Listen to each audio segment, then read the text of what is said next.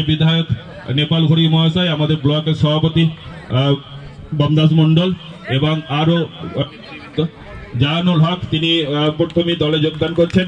আপনারা দেখছেন দিদির প্রয়াত হয়ে বন্দে মাতরম বন্দে মাতরম তৃণমূল কংগ্রেস চাপাত তৃণমূল কংগ্রেস চাপাত মমতা ব্যানার্জি চাপাত মমতা ব্যানার্জি চাপাত। যাই হোক, আমাদের যোগদান করলেন। আগামী দিন তিনি আমাদের দলের একজন সম্পদ হবেন।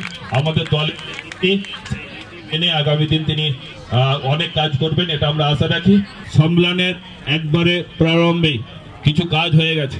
এখন আমরা যার কথা শোনার জন্য, যিনি প্রধান বক্তা, উনি অলরেডি অনেকগুলো সভা করে এসছেন, আরও কাজ আছে। তো উনি প্রথমেই আমাদেরকে পথ নির্দেশ করবেন যে আমরা আজকে এই সম্মেলন মঞ্চ থেকে আমরা কি বার্তা বহন করে নিয়ে যাব। সেই বার্তা যার খাতাপত্র আছে তারা সবাই পাচ্ছেন, কেউ দেরিতে কেউ আগে।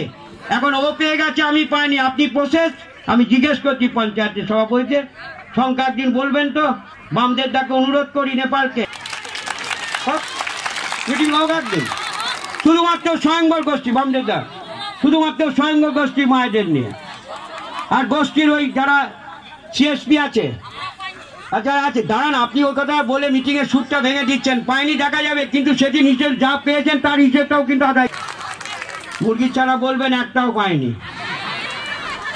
বলবেন।